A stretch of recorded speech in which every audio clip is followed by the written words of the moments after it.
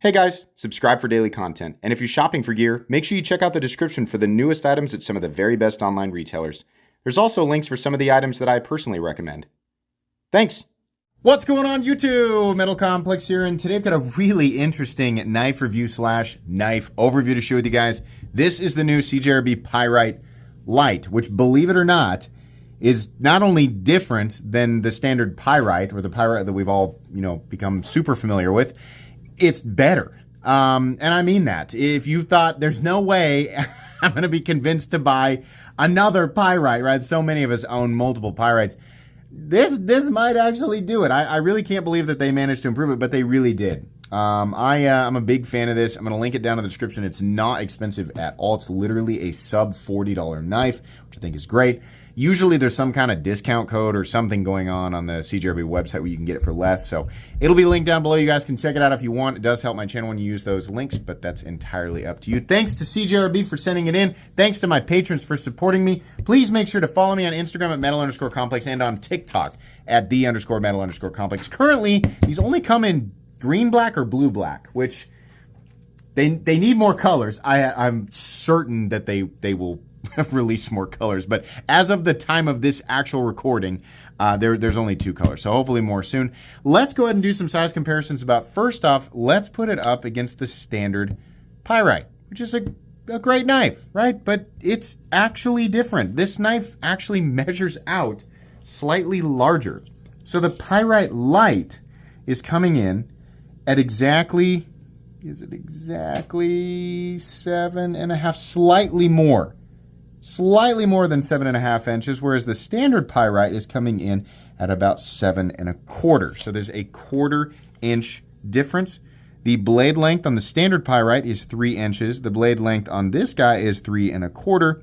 2.85 inches of cutting edge on the Pyrite Light, and only 2.75. Nope, it's also 2. Is the cutting edge exactly the same? Okay, so what we've done here is we have kept the cutting edge the same, but dramatically improved the forward choil, which I am a gigantic fan of. So you also have more ergonomic. They must have given a 1/4 inch here and a 1/4 inch into the handle, which I think is great. It's also contoured, which is wonderful. Let's go ahead and do some size comparisons up against some other knives. Any custom scales you find in this section can be found down in the description under Original Goat and Others. So up against the AD10 and the AD20.5.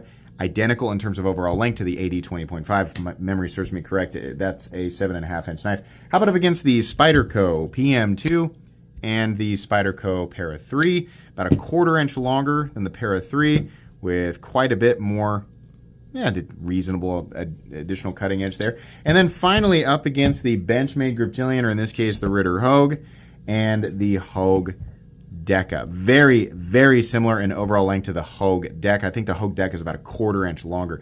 How's the action? The action's really good. I didn't expect the action to be bad. It feels about the same as other CJRB button locks, and that button lock holds up to just a light triple tap, which is all the more I'm going to do on a button lock, right? If you need more than that, then this is probably the wrong channel for you. If you're going to use this like a knife and put pressure on the blade, with every now and then maybe you got to wiggle the blade out of something, you stuck it too far into the styrofoam or whatever, right? This should be just fine, right? But if you are literally laying railroad with nothing but your knife, this is not the right tool. It's funny that we even have to jokingly say that. But the action's very good. You push the button, it drops. You use the thumb stud, it deploys. It feels very, very similar. Truthfully, the button itself feels a bit more, what's the right word? I guess the whole thing feels more deliberate. Like, I feel like I know exactly how much force I need to push into the button to get it to disengage. And the thumb stud honestly feels about identical, I guess. No, you know what? The detent that's created by the plunge lock is actually better on this knife. It's just a better plunge lock.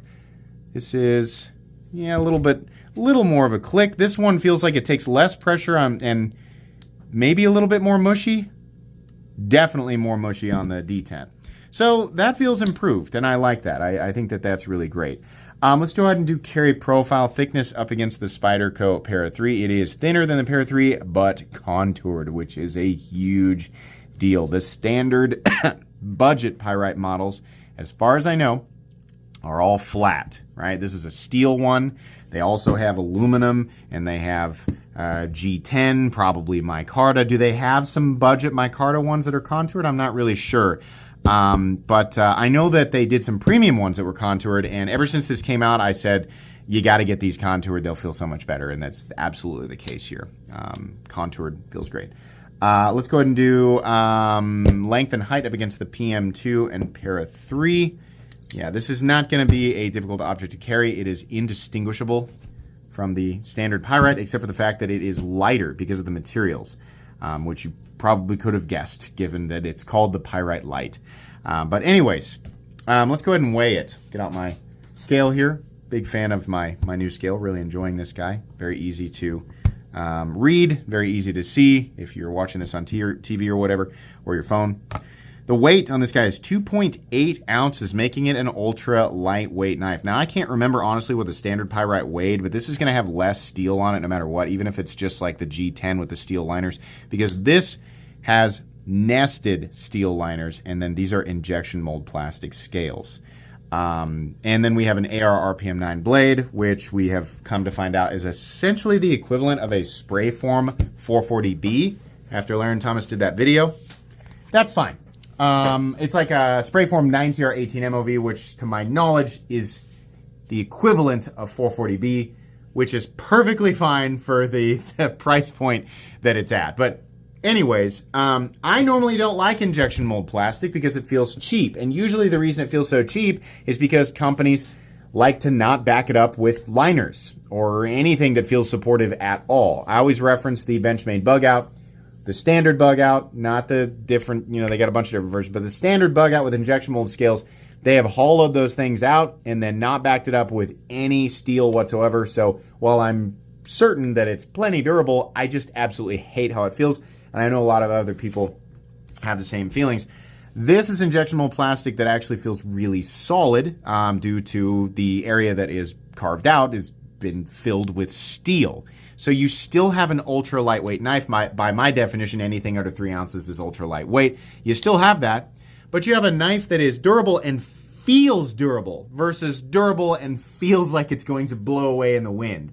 I like that. I'm a big fan of that. If you're going to do injection mold plastic, then I want it to feel solid, right? The plastic itself is definitely substantially more durable than regular plastic, right? Fisher-Price plastic. And it feels really good because it's contoured. So anyways, those are your materials there, and I'm a big fan considering the price point. Let's go ahead and do a hardware check. I'll get out my tools as per usual. My tools are very inexpensive and very recommendable. You can find them right down in the section of my description that talks about the tools I use on this channel. I want to say everything here is going to be T8. Yeah, T8 pivot, T8 body screws, fantastic. And then, did they even do T8 pocket clip screws? There's no way. Those are T6. Everything else is T8 though, which is wonderful. I have no problem with that. Obviously, I'm a big fan of the body screws all being T8. As long as you have the right tools for the job, you should be good to go. This will be really, really easy to take apart and put back together. Let's go ahead and measure the blade stock thickness. I doubt that there's a difference in the blade stock thickness. It looks to be identical, to the original. Is it 94 thousandths? I don't know. Let's measure the standard one here. I have one of the oldest pyrites. Yeah, actually it is. Is it really a little bit thinner? Maybe mine is so old that maybe they've changed the thickness in general, but this, yeah, definitely has a thinner blade stock. Interesting. Okay. We're done with that. Let's move into the meat and potatoes here. I think what they've done is pretty excellent. This is noticeably more comfortable than the standard version, both in the standard grip and in the choked up grip, especially in the choked up grip. Not that this was bad, but that choil there just felt a little, I'm a little cramped, right? I also really like this blade shape. This is essentially a perfect EDC blade. It's not going to be the most aesthetically pleasing to everybody, but for me, what I do day to day with a blade, this is wonderful. Number one, it's very thin behind the edge. That is a slicer. Number two, The nose or the tip of the blade is down. So doing things like draw cuts or shaping cuts are just a lot more comfortable. It just feels a lot more purposeful when you use a blade like this.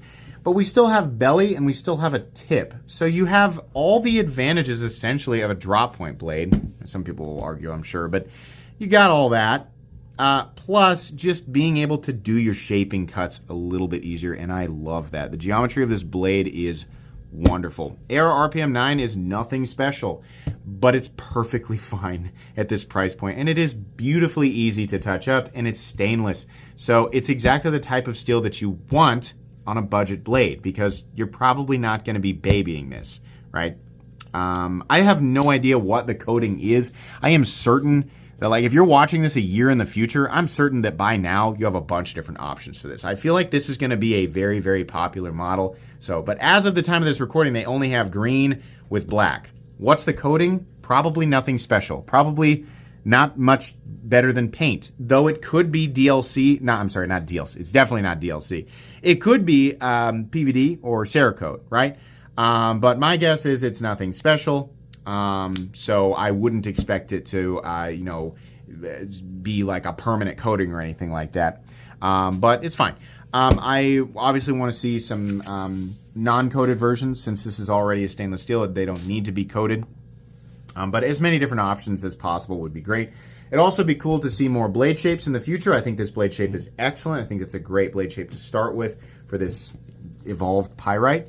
But I would love to see, I'd love to see like a full-on Warncliffe, definitely a standard drop point, right? And maybe a Tanto blade. I don't think we've ever seen a Tanto, right? But the geometry is just really, really great no matter what blade shape. But this is going to be really perfect for EDC. We got a little bit of texturing here. It doesn't provide a ton of traction, but it does look really, really nice. So on the plus side, it's not going to fray up your pants in and out of the pocket, because it's kind of like a flat surface with indentions, like little milled out, little pill-shaped texture patterns there. Yeah, in and out of the pocket, it's fine. The pocket clip really doesn't create much of an ergonomic hotspot. I think it's probably a little bit long, could have been a little bit shorter. No big deal. Is it different from the original? No, it isn't, but that's fine. The biggest plus here is the ergonomic feeling in the room. It's a little bit more roomy and it's contoured, so the lock-in is excellent. I gotta point this out here. They obviously have made a slightly better button lock, and that's fine, as long as it doesn't disengage with a little bit of light spine pressure, a couple of taps, I'm good to go. But I think CJRB would be really smart, especially with this, to develop their own compression lock. I think that they probably, I think everybody right now has at least thought about developing their own compression lock, because the patent ended with Spyderco. Vosteed has already done this. They have created button-operated compression locks, which are substantially more reliable than a plunge lock. I think CJRB implementing something like that on something like this would be wonderful, because we've never really had a true ultra-budget compression lock design. What a perfect platform for it, right? I know I'm like, rubbing my little magic lamp and I'm saying, oh, I wish for this, CJRB, please. Oh, give me what I want, right? It's not that simple. There's a lot of testing that needs to be done. I honestly looked into it with my own design. It's just not super easy to do. But I think something like this from CJRB, a contoured, lightened up pyrite with a compression lock would just be a ridiculously good budget knife. In this form, it's fine. But I don't know how you guys feel, but I feel like the standard button lock craze is essentially over. It started with, it wasn't actually the Malibu. I think the Malibu was just sort of like the bigger bomb blast, but it was was it the button lock Mordax or something like that? I don't know. That really kind of set the dry field ablaze, so to speak, and popularized button lock folding knives, and then everybody had them. And then we figured out, hey, button locks are not really all that, strong, and they definitely can fail even under normal use, right? But we still like how these knives are actuated. Some of my favorite knives are button actuated. They're just really, really convenient. Especially, for light duty stuff, it's fine. Even if they aren't as reliable as some of the other locking systems out there. Just for normal EDC use, I don't really have a problem with it. If I'm going to go out and do something hardcore with a knife, I'm definitely not going to choose a button lock. However, the button-operated compression lock knives solve the issue. Number one, they actually can have a detent ball. So the feeling of kind of a sloppy or less than satisfying, detent, that issue's solved with a compression lock because it actually has a detent, right? Number two, you can still use a button because you can, just have the button operate the compression lock. Number three, the compression lock is substantially, the compression lock is definitely stronger than a standard button lock, way stronger than a standard liner lock, arguably stronger than a frame lock. It's probably right up there or even stronger than a crossbar lock. Super duper reliable. So it's just better all the way around. And I think that's really where a lot of these companies should be going, is kind of phasing out your cylindrical, what's it? I'm sorry. I keep wanting to say compression lock, plunge locks, sort of phasing these out and bringing in your, compression lock. I think that you're going to have less issues with, people wanting to return items. You're certainly going to have less people out there saying my knife failed on me and now I, am in the hospital or I had to go get stitches or whatever. I think that that's just going to be better in the long run. A more reliable lock, a safer lock, a stronger lock, it's just going to be better for everybody. And I think once they, get it all figured out, it shouldn't be any more expensive than doing this, right? Mass producing it. But they have to put money into that. And again, it won't surprise me at all if CJRB is already considering that or already working on that. And the reason I'm choosing this video to talk about that is because this is obviously a fantastic model, taking what was already great and making it better and less expensive is fantastic. Even if it's just $10 or $15, right?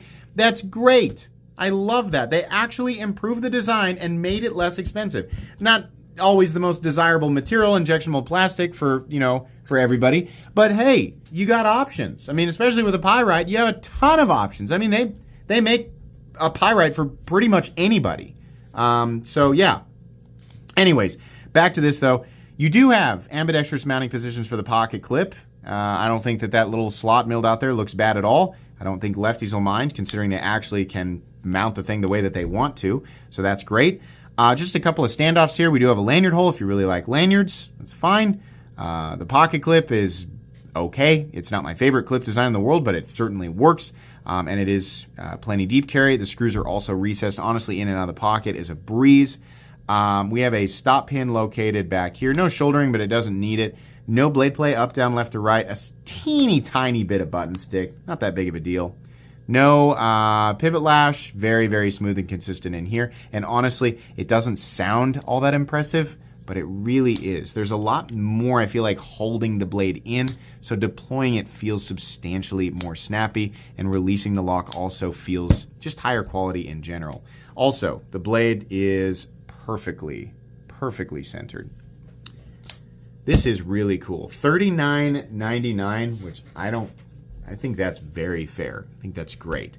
We need more colors. I think it would be cool to do different texture patterns, different blade shapes, different, if you guys want to do like the colored thing where you do whatever color you want with the skin. They did that with the standard Pyrite and the small Pyrite, right? Be really cool. Taking this and doing this specific design XL model, right? We have the standard large Pyrite like this, and this is fine. But doing one like this, but XL, and keeping it, really cheap, also a really, really good idea. I know a lot of people like that. But for real, though, the thing that's definitely going to really knock it out of the park is one of two things. Either they develop a ambidextrous sort of slide lock. Like, there's a lot of different companies that are doing ambi slide locks where you don't use omega springs. You use like a coil spring, something like that. Then it's really ambi. Or doing a button operated compression lock will take knives like this to the next level. Getting something like that's that dependable with decent materials and a really, really great locking system for less than $40 is, actually an achievable thing. What they've done here is really great. I think what they have is a really good foundation for something truly epic. As it stands, this knife is extremely recommendable. If you just set foot into the knife world and you're like, what do I start with? Here you go. Holy moly. This is wonderful. A really, really great knife for sure. Highly recommendable. It's going to go on my most recommended knives playlist. It's also going to go on my cheap knives I like playlist. I think this is honestly one of the best budget options on the market right now. Certainly one of the best options under $50. I mean, if not the very best option under $50. It's very, very good. Thanks again to CJRB for sending this in. Please make sure to follow me on Instagram at metal_complex and on TikTok at _metal_complex. If you enjoyed this video, leave a like. If you'd like to check out my other content, I do, of course, have lots of videos of knives that are either expensive or inexpensive that I do or don't like, so check those out. And if you enjoy all my content, go ahead and click on that Metal Complex logo right there and subscribe because there's definitely more coming. Thanks again for watching, everybody, and have a great day.